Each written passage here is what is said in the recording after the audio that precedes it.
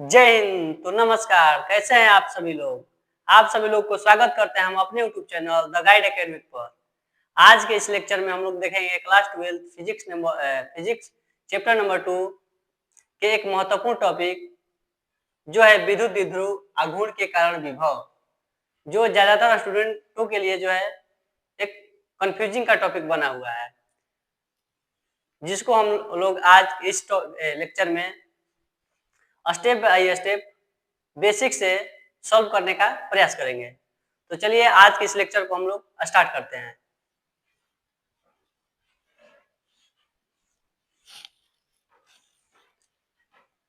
Topic है विद्युत द्विध्रुव के कारण विद्युत विभव। विद्युत द्विध्रुव के कारण विद्युत विभव, जैसे कि आप सभी लोग जानते हैं कि विद्युत द्विध्रुव के कारण विभव जो होता है 3 स्थितियों में बनता है, अक्षीय स्थिति में, निरक्षीय स्थिति में और किसी भी बिंदु पर। तो आज के इस टॉपिक में हम लोग जो कवर करने जाएंगे वो देखेंगे कि किसी भी बिंदु पर विद्युत द्विध्रुव के कारण विद्युत विभव का मान क्या होता है। तो सबसे पहले हम लोग लेंगे एक विद्युत द्विध्रुव, जिसमें एक प्लस आवेश होगा और एक माइनस आवेश होगा। द्विध्रुव जो होता है द्विध्रुव दो आवेश प्लस माइनस से मिलकर बना होता है, जिसके बीच की दूरी बहुत अल्प होती है, जिसकी मान जो होता है 12 होता है।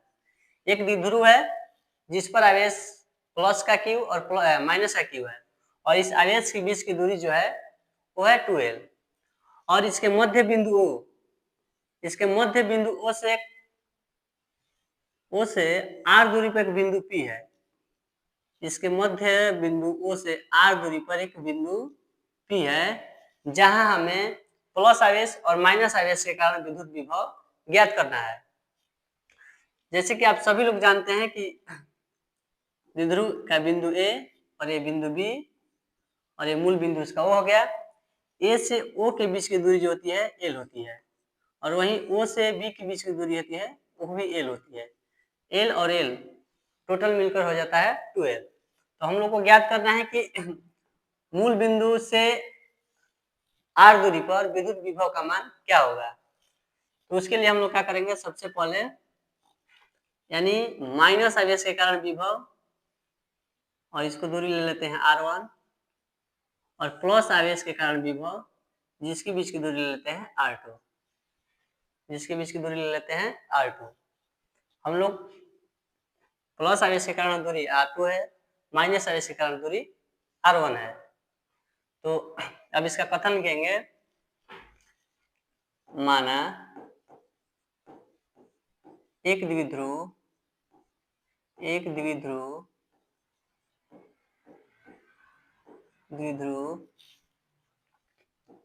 प्लस माइनस क्यू आवेश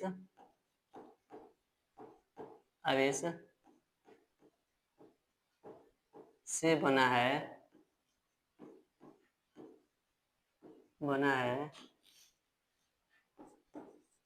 जिसके मध्य बिंदु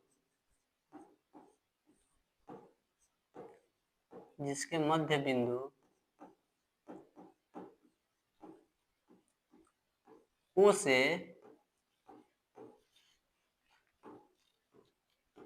आर दूरी पर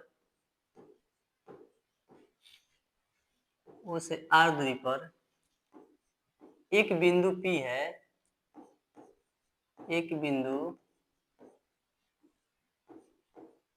P है,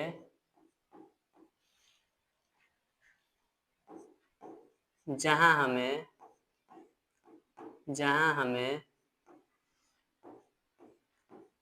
विद्युत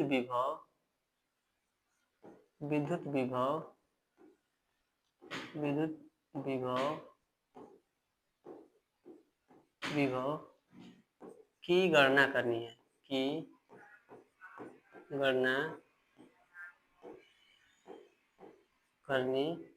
है। जैसे कि हम आप सभी को बतलाएंगे कि द्विध्रुव है, और द्विध्रुव जिसका नाम ए और बी है, द्विध्रुव का नाम ए बी है, और उसपे एक प्लस का आवेश है और एक माइनस का आवेश है। द्विध्रुव की सारी दूरियां जो मापी जाती है द्विध्रुव के मध्य बिंदु से मापी जाती है, और मध्य बिंदु से जो बिंदु पी है वो आर दूरी पर है, जिसके कारण हमें क्या ज्ञात करनी है, विद्युत विभव। तो माइनस आवेश के कारण सबसे पहले हम लोग बिंदु P पर विभव ज्ञात करेंगे, इसके बाद प्लस आवेश के कारण विद्युत विभव ज्ञात करेंगे। इस तरह बिंदु P पर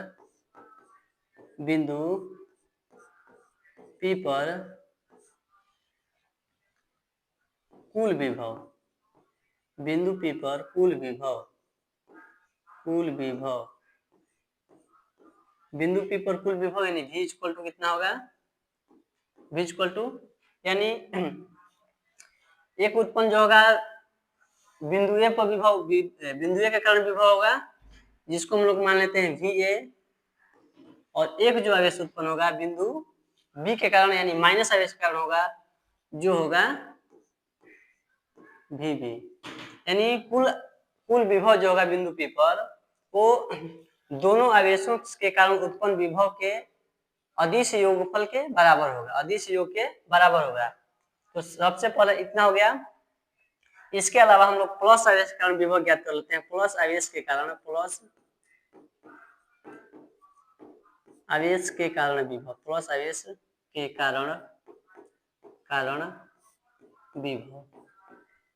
प्लस आवेश के कारण विभव यानी VA बराबर, प्लस आवेश के कारण विभव VA बराबर कितना होगा।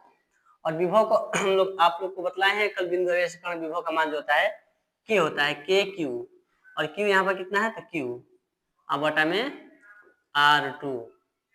इसके अलावा हो गया माइनस Q आवेश के कारण विभव VB बराबर कितना होगा।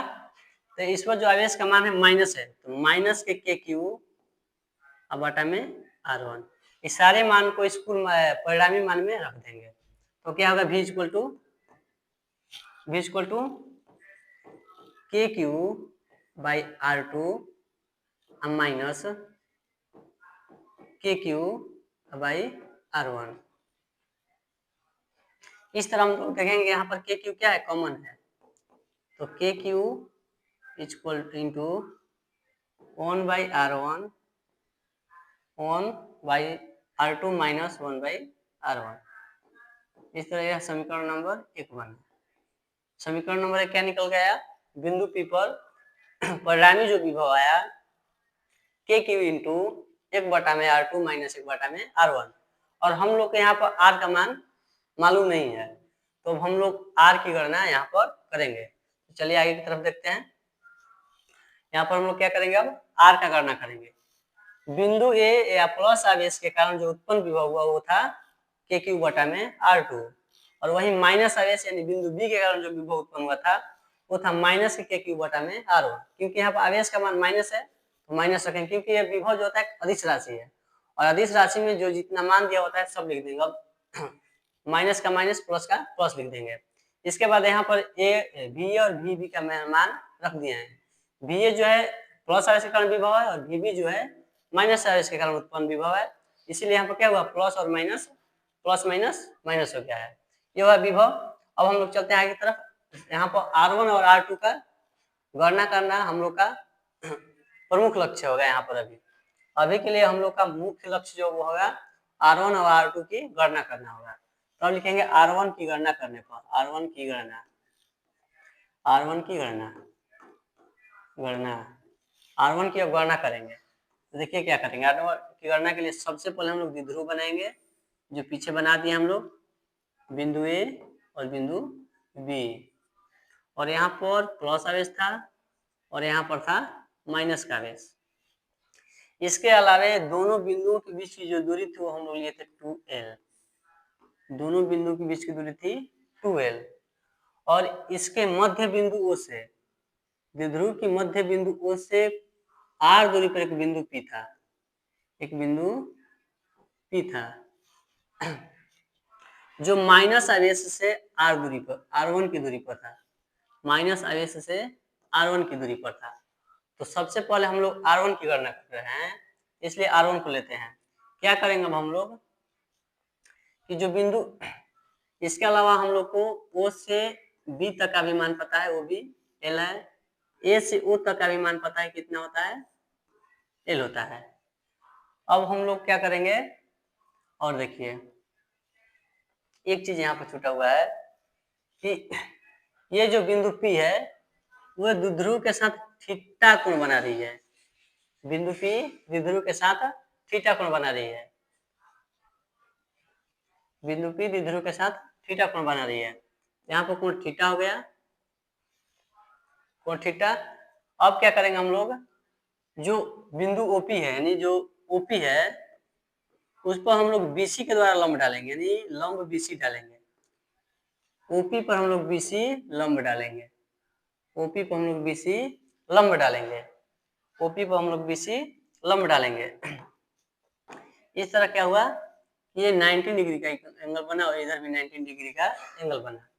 जैसे आप सभी लोग जानते हैं कि 90 डिग्री के सामने का जो कोण होता है वो होता है 90 डिग्री के सामने की जो भुजा होती है उसको हम लोग कर्ण बोलते हैं। तो 90 डिग्री के सामने की भुजा क्या है, वो है OB। OB तो OB यहाँ पर क्या हुआ, OB यहाँ पर कर्ण हुआ। OB यहाँ पर कर्ण हुआ। इसके अलावा जो थीटा के सामने का कोण होगा वो होता है लंब। थीटा का सामने क्या है, BC। थीटा के सामने BC और BC यहाँ पर क्या हुआ, तो लंब हुआ। BC क्या हुआ, लंब हुआ। इसके अलावा अब बचा OC या CO। OC बोलिए या CO बोलिए, ये क्या हुआ, इसका आधार हुआ। इसका आधार हुआ। हम लोग का मुख्य लक्ष्य क्या है, R1 की गणना करना। R1 की गणना करना। हम लोग को तो O से लेकर P के बीच की दूरी पता है कितना, वो दिया है R। लेकिन हम लोगों को ज्ञात करना है सिर्फ R1 का मान। न BC का मान दिया है, न OP का मान दिया है, न OC का मान दिया है। इसलिए हम लोग क्या करेंगे, सबसे पहले जो त्रिभुज है, त्रिभुज OBC में सबसे पहले त्रिभुज OBC के अनुसार हम लोग का निकालेंगे लंब और आधार। लंब के लिए हम लोग का यूज करते हैं sine theta. Sine theta, sign theta का क्या होता है, लंब बटा में कर्ण। लंब बटा में कर्ण, लंब बटा में कर्ण। Sine theta is equal to लंब बटा में कर्ण। Sine theta is equal to लंब बटा में कर्ण।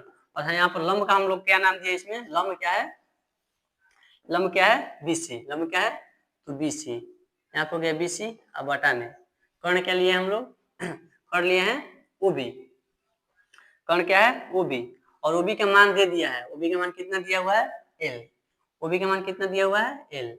तब BC इक्वल टू कितना हुआ, BC equal to L sine theta. यानी इस तरह आधार का मान निकल के आया कितना, आधार का मान निकल के आया L साइन थीटा।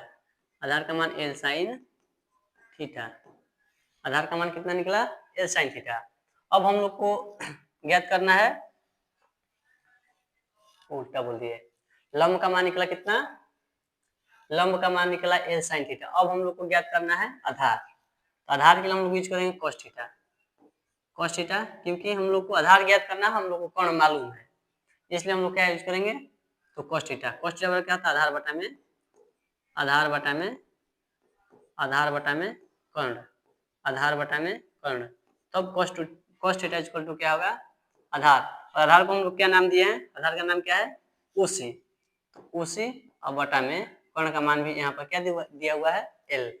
तो इस तरह OC का भी मान कितना निकला, OC equal to L cos theta. OC का भी मान निकल के L cos थीटा। यानी यहाँ से जो दूरी है यहाँ तक की वो भी निकल के आएगी L cos theta. L cos theta. लंब भी निकल गया और आधार भी निकल गया इसके अनुसार। अब हम लोग को पता करना है कि C से P के बीच की दूरी कितनी है। C से P के बीच की दूरी, तो आप लोग यहीं पर देख लीजिए, C से P यानी CP बराबर, CP बराबर हम लोग O से P के बीच की दूरी पता है कितना, R। और हम लोग को ये भी पता चल गया O से C के बीच की दूरी कितना है, L cos थीटा। इस तरह हम लोग क्या करेंगे कि टोटल दूरी में से L cos थीटा को घटा देंगे, यानी R माइनस का L cos theta, L cos theta. अब देखिए यहाँ पे एक और त्रिभुज है, त्रिभुज PCB, त्रिभुज PCB। और PCB के अनुसार ही हम लोग क्या ज्ञात करेंगे, R1 R2। यानी हम लोग का मेन लक्ष्य जो है R1 को अभी ज्ञात करना है। हम लोग का मुख्य लक्ष्य क्या है, अभी R1 को ज्ञात करना है। तो अब इसके लिए हम कौन सा त्रिभुज लेंगे, त्रिभुज PCB, त्रिभुज PCB, त्रिभुज PCB। त्रिभुज पीसीबी में क्या होता है, कर्ण स्क्वायर बराबर यानी पाइथागोरस प्रमेय से, पाइथागोरस प्रमेय से क्या होता है, कर्ण स्क्वायर इक्वल टू लंब स्क्वायर अब प्लस का आधार स्क्वायर, प्लस का आधार स्क्वायर, कर्ण स्क्वायर इक्वल टू लंब स्क्वायर प्लस का आधार स्क्वायर। कर्ण स्क्वायर क्या दिया हुआ है, यानी कर्ण का मान क्या दिया हुआ है, अभी बतलाया है कि 90 डिग्री के सामने का जो भुजा होता है उसको कर्ण बोलते हैं, और कर्ण का मान दिया हुआ है यहाँ पर R1, R1 का स्क्वायर इक्वल टू थीटा के सामने जो कोण बनता है, थीटा के सामने वो होता है लंब, और लंब का मान कितना आया हुआ हम लोग को सीपी, वो आया हुआ है R minus L cos theta, R minus L cos theta का होल स्क्वायर अब प्लस। अब इसके बाद आधार हम लोग को पता है जो है बीसी, इसमें इस त्रिभुज यानी त्रिभुज पीसीबी के लिए आधार कितना है, बीसी है, और बीसी का मान हम लोग अभी ज्ञात किया है कितना, एल साइन थीटा, तो एल साइन थीटा का होल स्क्वायर। इस तरह यहाँ कितना हुआ, R1 स्क्वायर इक्वल टू, अब देखिए यहाँ पर ए और माइनस बी यानी ए माइनस बी का होल स्क्वायर, और ए माइनस बी का होल स्क्वायर क्या होता है, ए स्क्वायर अब प्लस बी स्क्वायर यानी R square plus L square cos square theta, अब माइनस का 2RL कोस थीटा। इसके बाद अब देखिए अब बचा कितना, एल साइन थीटा का whole square, L sine theta का होल स्क्वायर क्या आता है, L square sine square theta, L square sine square theta. तब R1 square equal to R square plus, अब देखिए यहाँ पर L square cos square theta और L square sine square theta, इस सबको जोड़ देंगे, और जोड़ेंगे तो हम लोग क्या मिलेगा, L square cos square theta plus L square sine square theta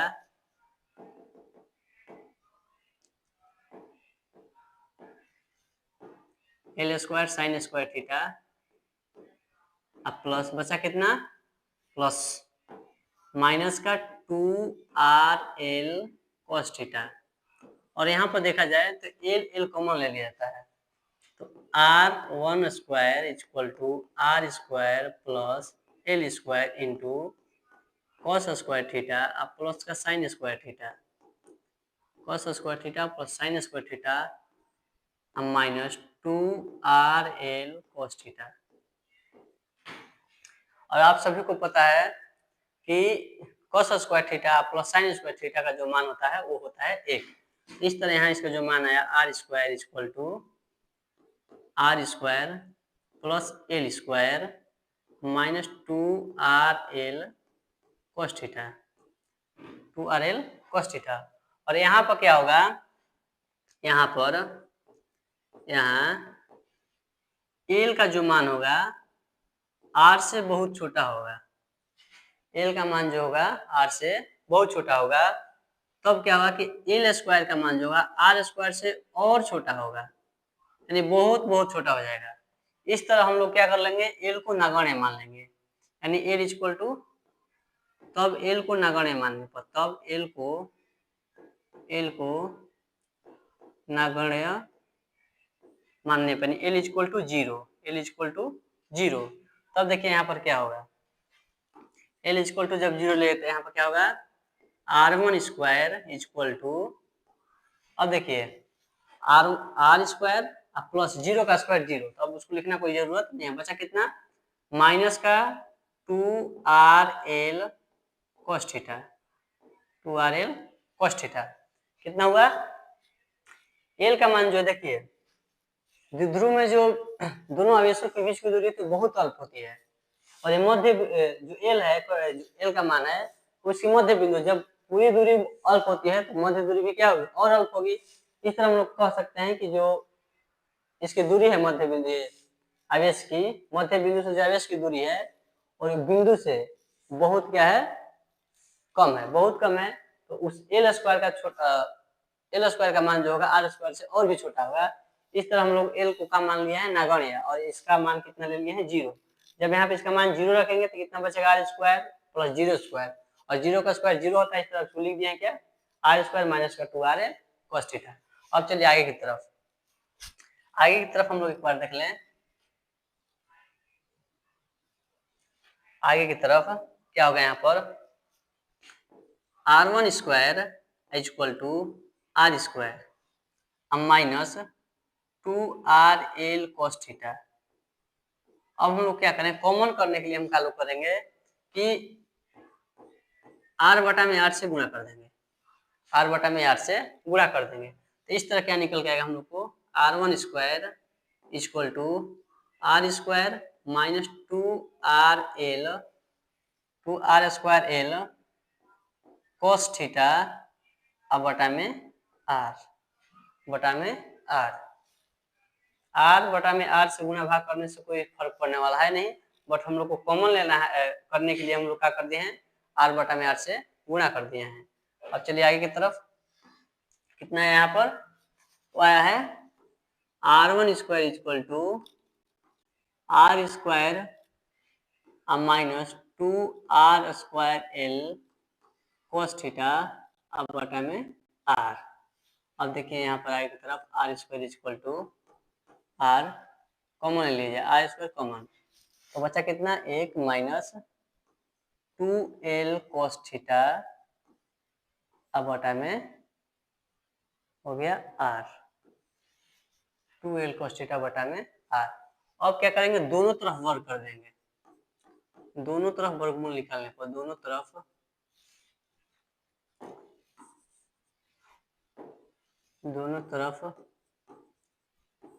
का वर्गमूल करने पर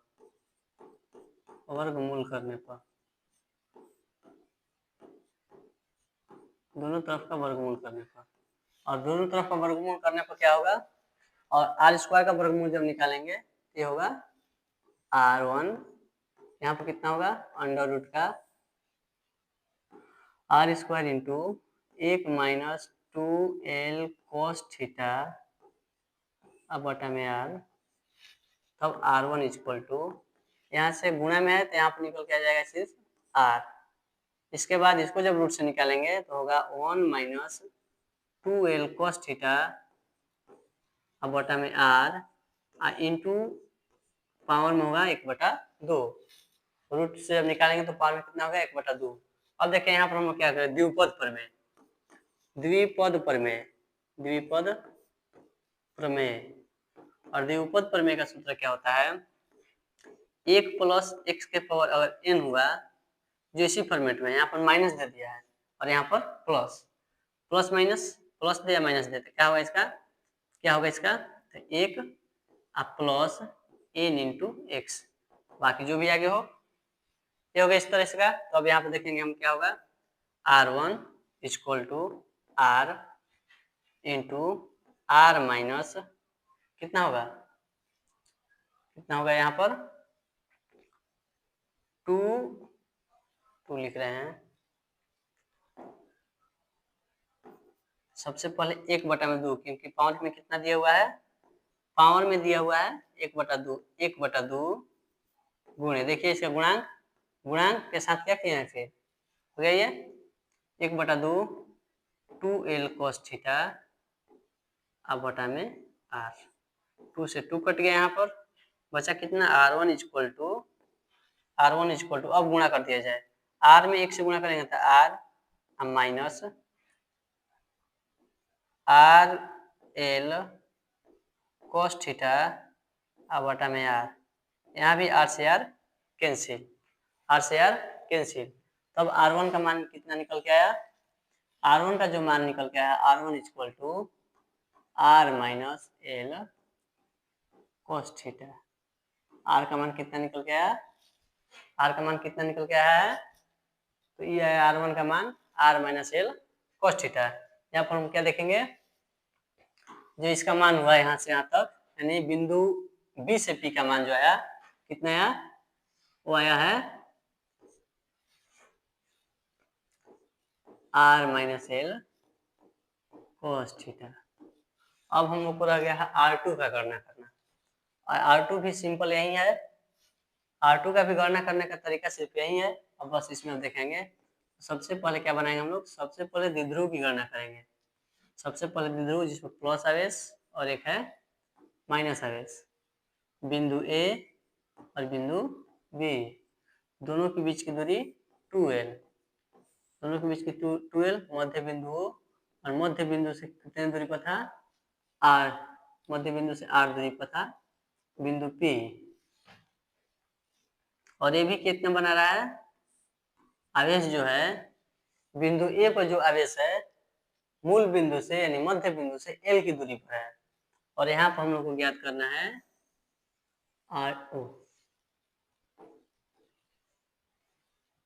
R2 का मान, R2।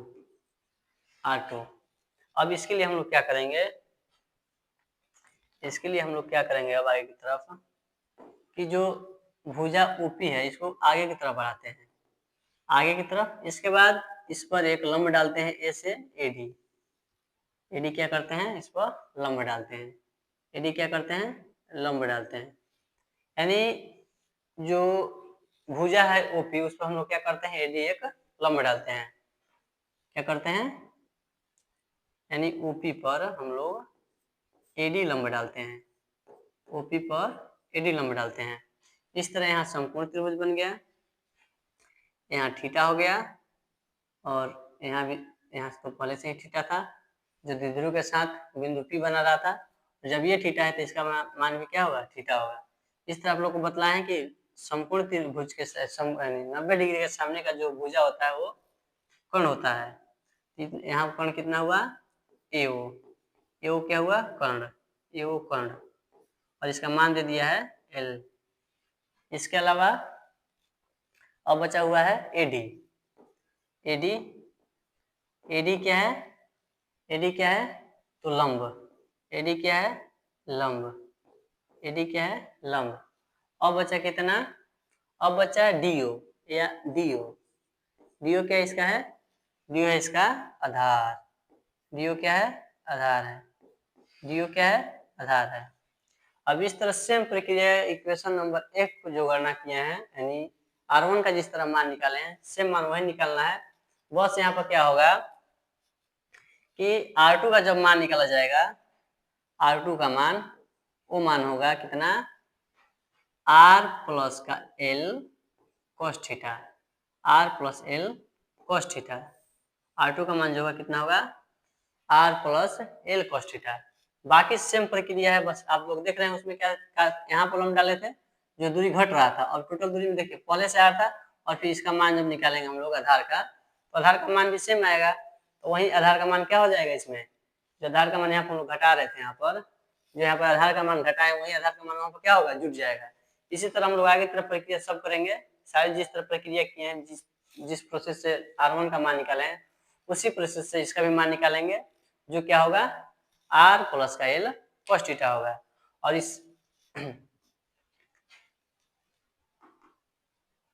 इस गणना के बाद, गणना करने के बाद, गणना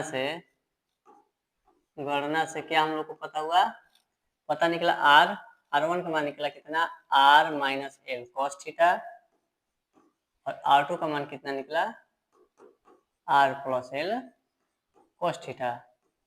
और समीकरण जो एक आया था हम लोग का, समीकरण एक में R1 व R2 का मान रखने पर, R1 व R2 का मान रखने पर, और समीकरण एक क्या था, समीकरण एक क्या हुआ, क्या था, समीकरण एक क्या आया था, तो V इक्वल टू जो था KQ इंटू 1/में R माइनस 1/में R1, यानी 1/में R2 माइनस 1/में R1 था। क्या था, 1/में R2 माइनस 1/में R1 था। अब इस तरह हम लोग आगे की तरफ देखेंगे, जो हम लोग का होगा इक्वेशन नंबर 1 में मान, और इक्वेशन नंबर 1 में मान हम V इक्वल टू क्या लिखेंगे, V equal to KQ into 1/में R2 का मान कितना है, तो R2 का मान कितना आया है, R plus L cos theta minus 1 में R minus L cos theta into cos to 1। यहाँ पर ए और बी इस तरह हम लोग देखेंगे अगर इधर, आप लोग को पता है A plus B into A minus B क्या होता है, A square minus B square, A square minus B square क्या होता है, A square minus B square.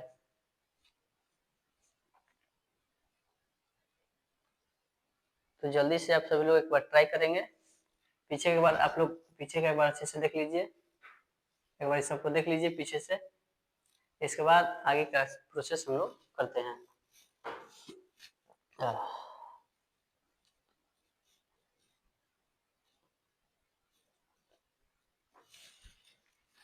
चलिए जल्दी से आप सब लोग स्क्रीनशॉट ले लेंगे इसका, चलिए आगे की तरफ। अब यहाँ पर क्या होगा, v equal to K Q, यहाँ पर होगा आर का square minus L cos square theta,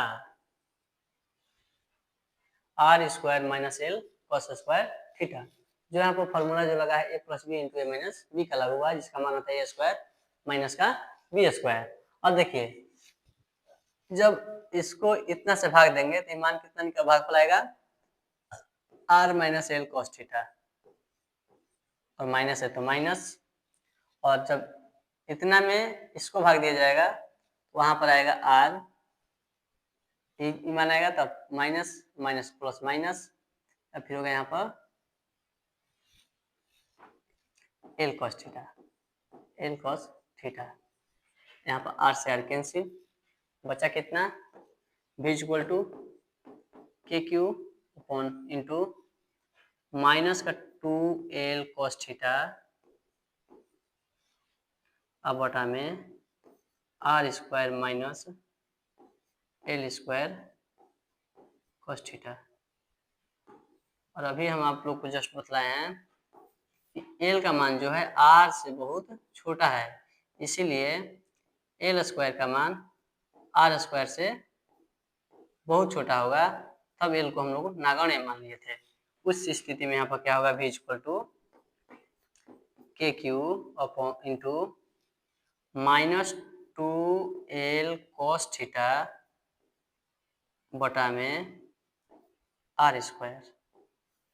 यहाँ तक आप सभी लोग जल्दी से राइट कीजिए।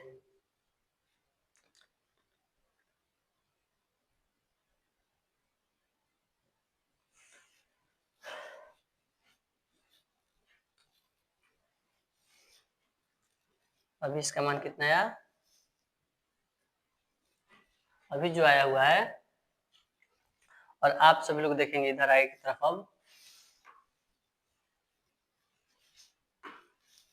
आगे की तरफ देखा जाए तो यहाँ पर v इक्वल टू कितना हुआ, v equal to K Q 2l cos theta अब बटा में आर स्क्वायर, और बचा हुआ है माइनस, यानी माइनस के क्यू 2l कॉस थीटा बटा में आर स्क्वायर।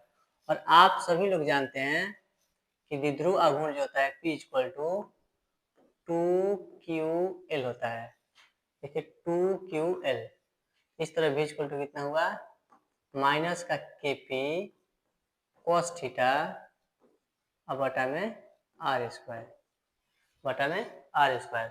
इस तरह हम लोग को निकल गया किसी भी बिंदु पर द्विध्रुव के कारण विभव।